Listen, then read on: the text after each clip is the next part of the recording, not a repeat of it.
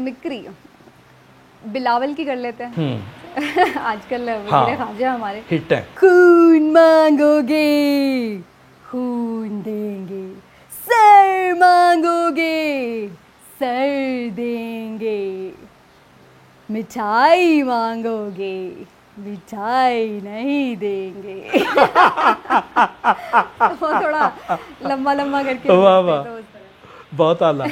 तालीम का सिलसिला कहाँ तक जारी रहा? मैंने मास कॉम में मास्टर्स किया, फिर मैंने एमफिल स्टार्ट किया। फिर एमफिल में बड़ा अच्छा मेरा जा रहा था, सारे ग्रेड्स मेरे बहुत अच्छे थे और मेरा उसमें कंप्लीट भी हो गई। जो क्लास सेशंस थे वो मेरे कंप्लीट हो गए। फिर मुझे थीसिस सबमिट करवाना था। वो मुझे एक मेरी यानी लाइफ का आप समझ लें बड़ा गिल्ट है कि मुझे लगता है कि वो मुझे कंप्लीट करना चाहिए था थीसिस। लेकिन फिर मैं बस कराची मूव हो गई। वहाँ पर मैंने जियो चैनल ज्वाइन कर लिया न्यूज़ एंकरिंग के लिए। तो फिर यहाँ से चली गई। फिर वहाँ जाके बस मैं उस तरह फोकस नहीं कर सकी, कुछ ज़ाहिर अपनी टीचर से यूनिवर्सिटी से दूर हो गए। तो वो फिर मैं बस थीसिस कंप्लीट नहीं कर पाई, उसकी वजह से मेरा जो एमफिल था वो नहीं कंप्लीट हो सका। तो इस बात का मुझे बड़ा आज तक भी अफसोस होता है। क्या बचपन से ही एंकर बनने का शौक था? नहीं, एंकर बनने का बिल्कुल शौक नहीं था। ये ज़रूर था कि वो कहते हैं ना जरासीम होते हैं शुरू से, तो वो थे, लेकिन अब शौक़ नहीं था। शौक़ तो था कि भाई जैसे सब आधे पाकिस्तान को होता है बच्चों को डॉक्टर बनना है, तो वो डॉक्टर ही था। लेकिन फिर ये था कि एफएससी प्री मेडिकल भी किया, अच्छे मार्क्स थे, एंट्री टेस्ट भी दिया। फिर आपको पता है लिमिटेड सी सीट्स होती हैं उसकी मेडिकल की, तो जब उसमें एडमिशन नहीं हुआ तो फिर मैं बड़ी डिसहार्ट भी थी कि क्या करूं। फिर कुछ उसके अलावा भी प्लान था नहीं। तो मैंने फिर जर्नलिज्म के साथ ग्रेजुएशन की और फिर मैंने उसी में ही मास कॉम में मास्टर कर लिया। तब तक भी मेरे जहन में नहीं था कि मुझे कोई एंकर बनना है या जर्नलिस्ट, प्रैक्टिकल जर्नलिस्ट बनना है। फिर जब मास कॉम के बाद मास्टर्स में ही मैं थी, वहाँ पर जो हमारा रेडियो है उसका मास कॉम डिपार्टमेंट का, उसमें मैंने बस यूं ही जाके एक दिन ऑडिशन दिया, तो वो उसमें मुझे उन्होंने सेलेक्ट कर लिया। तो वो मैंने रेडियो प्रोग्राम स्टार्ट किया। वहाँ से फिर मुझे ज़रा मज़ा आने लगा कि ये मज़े का काम है। फिर उसके बाद ऑनवर्ड्स मैंने फिर जब मास्टर्स कंप्लीट किया तो फिर मैंने सोचा कि अब हमने मीडिया को ही ज्वाइन करना है। अच्छा, बड़ा इंटरेस्टिंग है कि मैं ना जब रेडियो कर रही थी उसके बाद फिर ऐसे ही बस मैंने पीटीवी में कुछ प्रोग्राम्स की वॉइस ओवर भी किए, तो इस तरह से मामला थोड़ा थोड़ा सा चल रहा था। फिर मैंने सोचा, ये उस वक्त का टाइम है जब बहुत ज़्यादा प्राइवेट चैनल्स अभी नहीं थे, आने वाले थे। वैसे मैं कितनी पुरानी हूँ।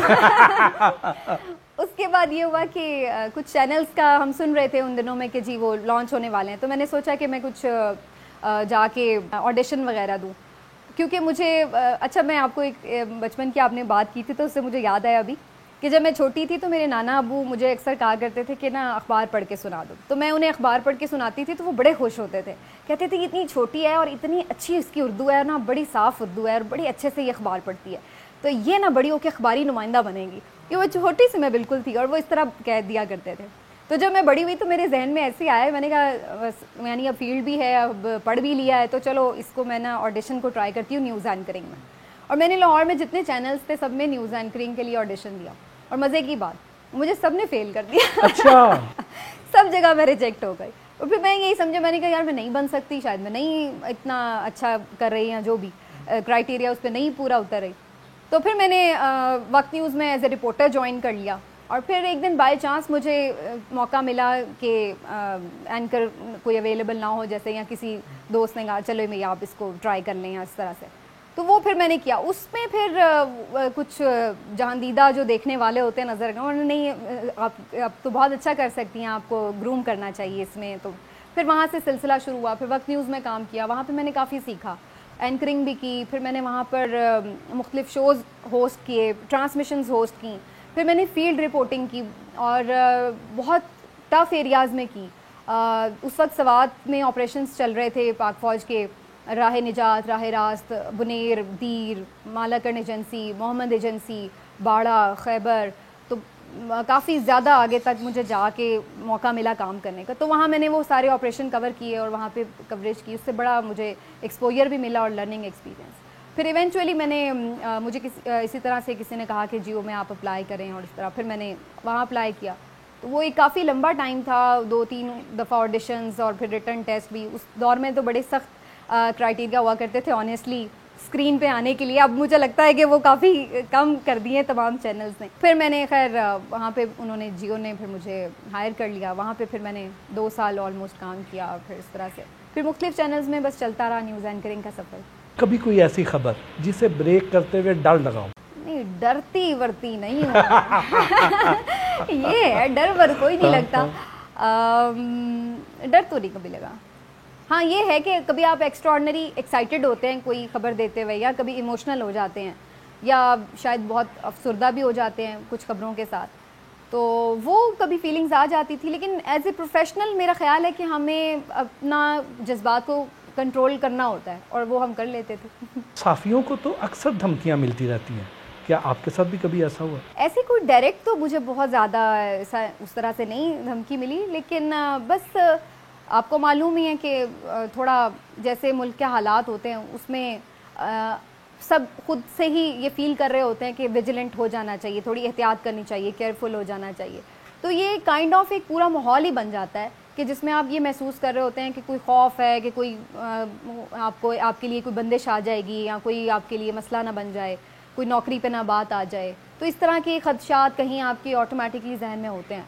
तो इस तरह से कोई सख्त किस्म की सीधी सीधी धमकी तो नहीं है, लेकिन बस आप समझ जाएं।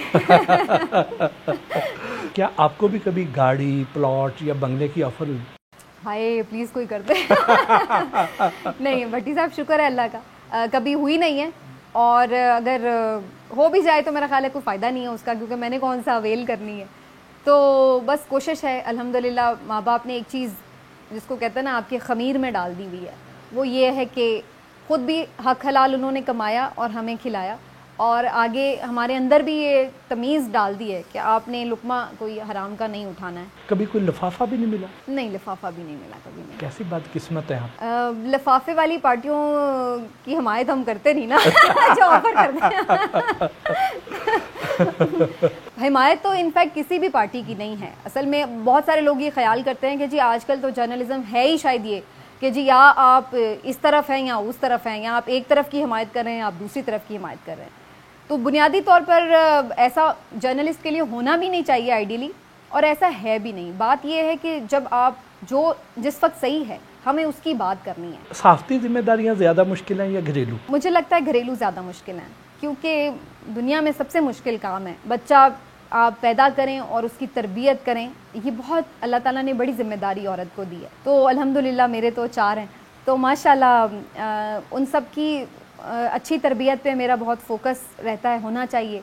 तो मेरी प्राइम रिस्पॉन्सिबिलिटी मैं आज भी समझती हूँ कि एज ए मदर ज़्यादा टफ़ है। उनके साथ मुझे जो पूरा एक टाइम स्पेंड करना है, उनके मामलात दुरुस्त रखने हैं, उनका एक निज़ाम ज़िंदगी लेके चलना है, तो उसमें ज़्यादा टफ़ रहता है। बाकी अपना काम तो जो है उसको मैं आसानी से मैनेज कर लेती हूँ। उसमें है उसके चैलेंजेस अलग हैं, लेकिन वो हर वक्त नहीं है। हाँ। लेकिन बच्चे पालना जो है ना, ये एक हर वक्त का चैलेंज है, 24 आवर्स की जॉब है ये।